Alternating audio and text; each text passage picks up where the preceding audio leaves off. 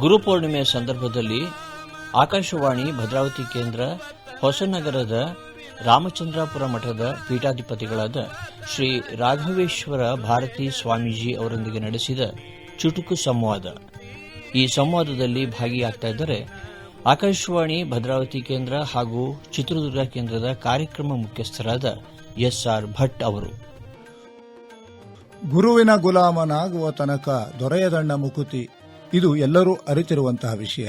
ಗುರುವಿನ ಗುಲಾಮನಾಗುವುದಕ್ಕೆ ಅಥವಾ ಗುರು ಸೇವೆಯನ್ನು ಮಾಡುವುದಕ್ಕೆ ಇಂದು ಅತ್ಯಂತ ಸೂಕ್ತ ಕಾಲ.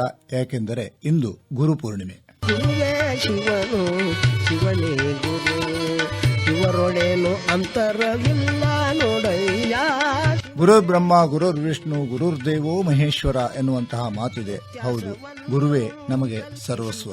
ಒಂದಕ್ಷರಂ ಕಲಿಸಿದಾತಂ ಗುರುಂ ಎನ್ನುವಂತಹ ಇನ್ನೊಂದು ಮಾತಿದೆ. ಇಂದು ಗುರುಪೂರ್ಣಿಮೆ. ಗು ಮತ್ತು ರು ಇದು ಅತ್ಯಂತ ಪ್ರಮುಖವಾದಂತಹ ಎರಡು ಅಕ್ಷರಗಳು. ಗು ಅಂತಂದರೆ ಅಜ್ಞಾನ, ರು ಅಂತಂದರೆ ಹೋಗಲಾಡಿಸುವವನು. ಅಜ್ಞಾನ ಅಂಧಕಾರವನ್ನು ಹೋಗಲಾಡಿಸುವಾತನೇ ಗುರುವಾಗಿರ್ತಾರೆ. ಹಿಂದೂ ಪಂಚಾಂಗದ ಆಷಾಢ ಮಾಸದ ಹುಣ್ಣಿಮೆಯನ್ನು ಹಿಂದೂಗಳು ಸಾಂಪ್ರದಾಯಿಕವಾಗಿ ಗುರುಪೂರ್ಣಿಮೆ ಎಂದು ಆಚರಿಸುತ್ತಾರೆ. ಗುರುಪೂರ್ಣಿಮೆಯ ದಿನ ಗುರುಸೂತ್ರದ ಪ್ರಭಾವ ಬೇರೆ ದಿನಗಳಿಗಿಂತ 1000 ಪಟ್ಟು ಹೆಚ್ಚು ಪ್ರಭಾವಶಾಲಿಯಾಗಿರುತ್ತದೆ. ಯೋಗ ಸಂಪ್ರದಾಯದಲ್ಲಿ ಈ ದಿನವನ್ನು ಶಿವನು ಸಪ್ತರ್ಷಿಗಳಿಗೆ ಯೋಗ ವಿದ್ಯೆಯನ್ನ ದಾರ ಎರೆದು ಪ್ರಥಮ ಗುರು ಆದ ದಿನ ಎಂಬ ನಂಬಿಕೆಯನ್ನು ಇಟ್ಟುಕೊಂಡಿದ್ದಾರೆ.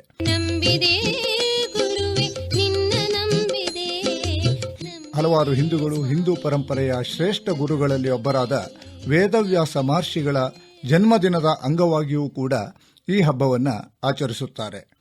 ಆಷಾಢ ಶುಕ್ಲ ಪಕ್ಷದ ಪ್ರಾರಂಭದಿಂದ ಬ್ರಹ್ಮಸೂತ್ರದ ರಚನೆ ಪ್ರಾರಂಭಿಸಿದರು ವೇದವ್ಯಾಸರು ಎನ್ನುವಂತಹ ಒಂದು ಮಾತು ಕೂಡ ಇದೆ.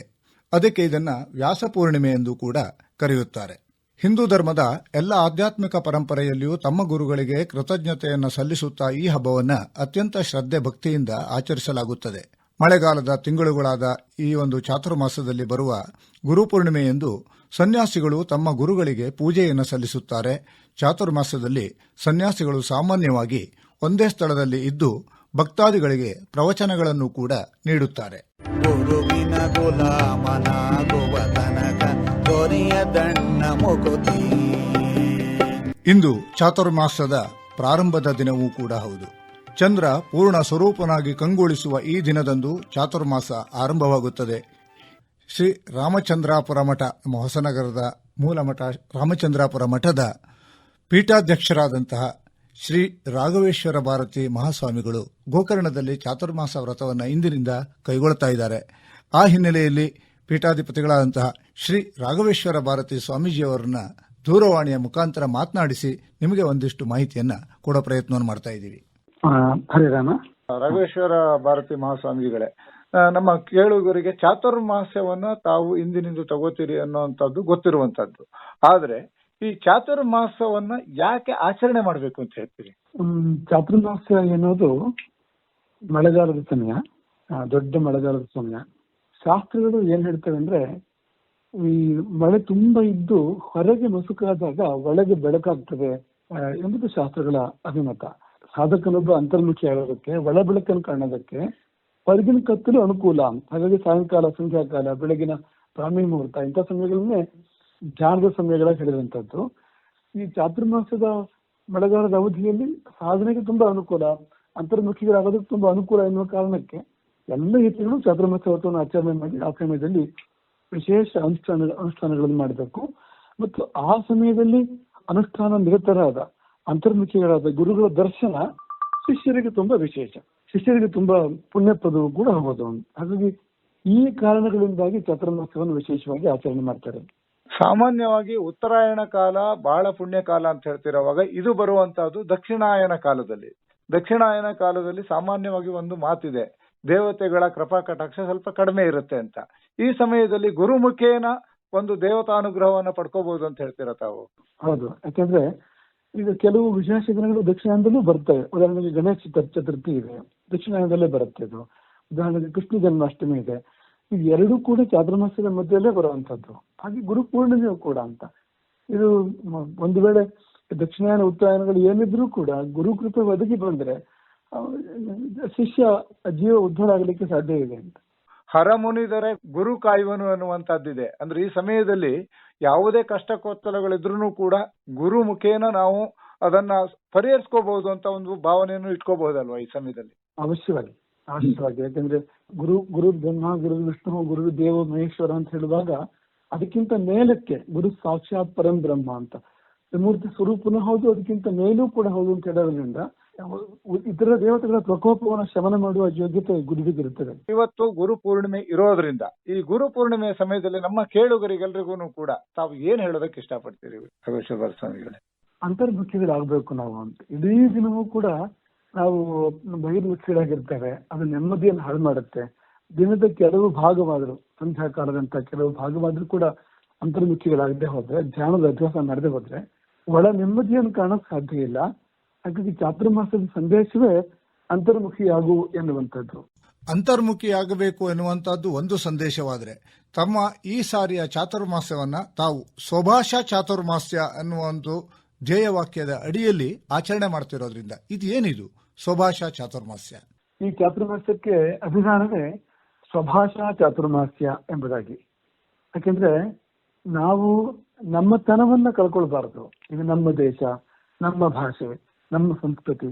ನಮಗೆ ಅಭಿಮಾನ ಇಲ್ಲದೆ ಇದ್ರೆ, ನಾವದನ್ನು ಉಳಿಸ್ಕೊಳ್ದೆ ಇದ್ರೆ ಬೇರೆ ಯಾರು ಬಂದು ಅದನ್ನು ಉಳಿಸೋಕ್ ಸಾಧ್ಯ? ಈಗ ನಮ್ಮ ಆಡು ಭಾಷೆ ನಷ್ಟಪ್ರಾಯ ಅಂತ. ಈಗ ಇಡೀ ಇಂಗ್ಲಿಷಲ್ಲಿ ಮಾತಾಡೋದೇ ತುಂಬಾ ಆಗ್ತಾ ಇದೆ. ಕನ್ನಡ ಮಾತಾಡುವಾಗಲೂ ಕೂಡ ತುಂಬಾ ಆಂಗ್ಲ ಪದಗಳು ಬಳಕೆ ಆಗಿ ಎಷ್ಟೋ ಕನ್ನಡ ಶಬ್ದಗಳು ಮರೆಯಾಗಿ ಹೋಗ್ತಾ ಇದೆ. ಹಾಗಾಗಿ ಮತ್ತೆ ನಾವು ಶುದ್ಧ ಕನ್ನಡವನ್ನ ಉಳಿಸಿ ಬೆಳೆಸೋ ಕೆಲಸ ಆಗ್ಬೇಕು. ನಮ್ಮ ಅಪ್ಪಾಜಂದ್ರು ಮಾತಾಡಿರ್ತಕ್ಕಂಥ ಶಬ್ದಗಳು ಉಳಿಬೇಕು ಅನ್ನೋ ಕಾರಣಕ್ಕೆ ಒಂದು ಪ್ರಯತ್ನ ಸ್ವಭಾಷಾ ಚಾತುರ್ಮಾಸ್ಯ ಒಂದು ಪ್ರೇರಣೆ ಕೊಡೋ ದೃಷ್ಟಿಯಿಂದ ಅಂತ. ಸ್ವಭಾಷಾ ಅಂತಂದ್ರೆ ಕೇವಲ ಕನ್ನಡ ಒಂದೇ ಅಲ್ಲ, ಮನೆ ಮಾತನ್ನು ಕೂಡ ಅಳವಡಿಸಿಕೊಳ್ಳೋದು ಅಷ್ಟೇ ಪ್ರಾಮುಖ್ಯತೆಯನ್ನು ಹೊಂದಿರುತ್ತಲ್ವಾ? ತನ್ನ ಮಾತೃಭಾಷೆ ಅನ್ನೋ ಅರ್ಥದಲ್ಲಿ ಇರುವಂತದ್ದು. ಈಗ ಕನ್ನಡದ ಉಪಭಾಷೆಗಳಿದಾವೆ, ಅವರೊಂದು ಮನೇಲಿ ಮಾತಾಡ್ಕೊಳ್ಳುವಂಥದ್ದು. ಅವ್ರು ಅದನ್ನ ಮಾತಾಡ್ಲೇಬೇಕು. ತಮ್ಮ ಮನೆ ಭಾಷೆಗಳನ್ನ ಮರೀಲೇಬಾರದು ಮತ್ತು ಅಲ್ಲಿ ಕಳೆದು ಹೋದ ಶಬ್ದಗಳನ್ನು ನೆಟ್ ಮಾಡ್ಕೋಬೇಕು ಅಂತ. ಯಾಕಂದ್ರೆ ಒಂದು ಶಬ್ದ ಕಳೆದು ಹೋಯ್ತು ಅಂದ್ರೆ ಅದ್ ಹಿಂದೆ ಒಂದು ಸಂಸ್ಕೃತಿ ಸಂಸ್ಕಾರ ಇರ್ತದೆ, ಅದಕ್ಕಷ್ಟು ಕಳೆದು ಹೋಗ್ಬಿಡ್ತೇವೆ ಅದು ಅಂತ. ಒಂದು ಶಬ್ದ ಹೊರಗಿಂದ ಬಂತು ಅಂದ್ರೆ ಅವರ ಸಂಸ್ಕೃತಿ ಅವರ ಸಂಸ್ಕಾರ ನಮ್ಗೆ ಬರ್ತದೆ ಅಂತ ಅರ್ಥ ಅಂತ. ಉಭಯ ರೀತಿಯಲ್ಲಿ ನಷ್ಟ ಅದು ಅಂತ. ಹಾಗಾಗಿ ಮನೆ ಭಾಷೆಗಳನ್ನ ಖಂಡಿತವಾಗಿಯೂ ನಾವು ಉಳಿಸ್ಕೊಳ್ಬೇಕು ಅಂತ. ಯಾರು ಭಾಷೆ ಬಗ್ಗೆ ಅಭಿಮಾನ ಕಳ್ಕೊಳ್ತಾನೆ, ದೇಶದ ಬಗ್ಗೆ ಅಭಿಮಾನ ಕಳ್ಕೊಳ್ಳೋದನ್ನು ಮುಂದೆ ನಿಲ್ತೇವೆ ಸಹಜವಾಗಿ. ಅದು ನಾವು ಎಷ್ಟೇ ಮುಂದೆ ಸಾಧನೆ ಮಾಡಿದ್ರು, ಎಷ್ಟೇ ಪ್ರಗತಿ ಸಾಧನೆ ಮಾಡಿದ್ರು, ನಾವಾಗಿ ಉಳಿದೆ ನಾವು ಇಂಗ್ಲೆಂಡ್ ಅಮೆರಿಕವಾಗಿ ನಾವು ಪ್ರಗತಿಶೀಲರಾಗಿ ಉಳ್ಕೊಂಡು ಏನ್ ಪ್ರಯೋಜನ? ಹಾಗಾಗಿ ನಮ್ಮ ತನಗೆ ಜೊತೆಗೆ ನಾವು ಉಳ್ಕೊಳ್ಳುವಂತ ತುಂಬಾ ಮುಖ್ಯ. ತಾವು ಈ ಸಾರಿ ಗೋಕರ್ಣ ಮಹಾಕ್ಷೇತ್ರದಲ್ಲಿ ಚಾತುರ್ಮಾಸವನ್ನ ಆಚರಣೆ ಮಾಡ್ಕೋತಾ ಇದ್ದೀರಿ. ಇಲ್ಲಿ ಇರತಕ್ಕಂತಹ ನಮ್ಮ ಮೂಲ ಮಠದ ಈ ಹೊಸನಗರದ ಸುತ್ತಮುತ್ತಲು ಇರತಕ್ಕಂತಹ ನಮ್ಮ ಎಲ್ಲ ಕೇಳುಗರಿಗೂ ಕೂಡ ತಮ್ಮ ಒಂದು ಸಂದೇಶ. ಸ್ವಭಾಷಾ ಚಾತುರ್ಮಾಸದ ಸಂದೇಶ ಅಂದ್ರೆ ಆಗ ಹೇಳಿದಾಗೆ ಅದನ್ನು ಒಳಗೊಳಿಸಿ ನಾವು ಹೇಳೋದಾದ್ರೆ, ನಮ್ಮ ಪ್ರಾಣದೊಂದಿಗೆ ನಾವು ಬಾಳೋಣ. ನಾಡು ನುಡಿಗಳು, ನಮ್ಮ ನಾಡು, ನಮ್ಮ ನುಡಿ, ನಮ್ಮ ಸಂಸ್ಕೃತಿ ಸಂಪ್ರದಾಯ ಇದನ್ನು ಮರಿದೆ ನಾವಾಗಿ ಬಾಳೋಣ. ಜೊತೆಯಲ್ಲಿ ಅಂತರ್ಮುಖತೆಯನ್ನ, ಧ್ಯಾನವನ್ನ ಅಥವಾ ಒಂದಿಷ್ಟು ಹೊತ್ತು ಯೋಗ ಇಂಥದ್ದನ್ನ ತಪ್ಪನೇ ಜೀವನದಲ್ಲಿ ಇಟ್ಕೊಳ್ಳೋಣ ಅಂತ. ಎರಡು, ಈಶ್ವರನ ನಂಬಿ ಒಂದಿಷ್ಟು ಹೊತ್ತು ಜೀವನದಲ್ಲಿ ಈಶ್ವರನಿಗೆ ಕೊಟ್ಟು ಒಂದಿಷ್ಟು ಹೊತ್ತು ಅಂತರ್ಮುಖತೆಯನ್ನು ಸಾಧನೆ ಮಾಡಿ ಬಾಳುವಂಥದ್ದು. ಬಹಿರ್ಮುಖರಾಗಿ ಬಾಹ್ಯ ಜೀವನ ಮಾಡ್ಬೇಕಾದ್ರೆ ನಮ್ಮತನ ಕಳ್ಕೊಳ್ಳದೆ ನಮ್ಮ ನಾಡು ನುಡಿ ಸಂಸ್ಕೃತಿ ಪರಂಪರೆ ಭಾಷೆಯನ್ನು ಇಟ್ಟುಕೊಂಡು ನಾವು ನಮ್ಮ ಜೀವನ ಮಾಡುವಂಥದ್ದು. ಇದೇ ಸಂದೇಶ. ಸ್ವಭಾಷೆಯ ಬಗ್ಗೆ ಪ್ರೀತಿ ಪ್ರೇಮವನ್ನ ಇಟ್ಕೊಳ್ಳಿ ಎನ್ನುವ ಆಶಯದೊಂದಿಗೆ ಪ್ರತಿಯೊಬ್ಬರೂ ಗುರು ಕೃಪೆಗೆ ಎಂದು ಪಾತ್ರರಾಗಲಿ. ಅದೇ ರೀತಿಯಲ್ಲಿ ಎಲ್ಲ ಕೇಳುಗರೂ ಕೂಡ ಗುರು ಪೂರ್ಣಿಮೆಯ ಶುಭಾಶಯದೊಂದಿಗೆ ನಮಸ್ಕಾರ, ಧನ್ಯವಾದ. ಹರೇ ರಾಮ. ಶಿವನೇ ಗುರು, ಗುರುವೇ ಶಿವನು, ಇವರೊಡೇನು ಅಂತರವಿಲ್ಲ ನೋಡಯ್ಯ. ಗುರುಪೂರ್ಣಿಮೆ ಸಂದರ್ಭದಲ್ಲಿ ಆಕಾಶವಾಣಿ ಭದ್ರಾವತಿ ಕೇಂದ್ರ ಹೊಸನಗರದ ರಾಮಚಂದ್ರಾಪುರದ ಮಠದ ಪೀಠಾಧಿಪತಿಗಳಾದ ಶ್ರೀಯುತ ರಾಘವೇಶ್ವರ ಭಾರತಿ ಸ್ವಾಮೀಜಿ ಅವರೊಂದಿಗೆ ನಡೆಸಿದ ಚುಟುಕು ಸಂವಾದವನ್ನು ಇದುವರೆಗೂ ಆಲಿಸಿದಿರಿ. ಈ ಸಂವಾದದಲ್ಲಿ ಭಾಗಿಯಾಗಿದ್ದವರು ಭದ್ರಾವತಿ ಆಕಾಶವಾಣಿ ಕೇಂದ್ರ ಹಾಗೂ ಚಿತ್ರದುರ್ಗ ಆಕಾಶವಾಣಿ ಕೇಂದ್ರದ ಕಾರ್ಯಕ್ರಮ ಮುಖ್ಯಸ್ಥರಾದ SR ಭಟ್ ಅವರು. ಈ ಕಾರ್ಯಕ್ರಮ ಆಕಾಶವಾಣಿ ಭದ್ರಾವತಿ ಕೇಂದ್ರದಿಂದ ಮೂಡಿಬಂದಿತು.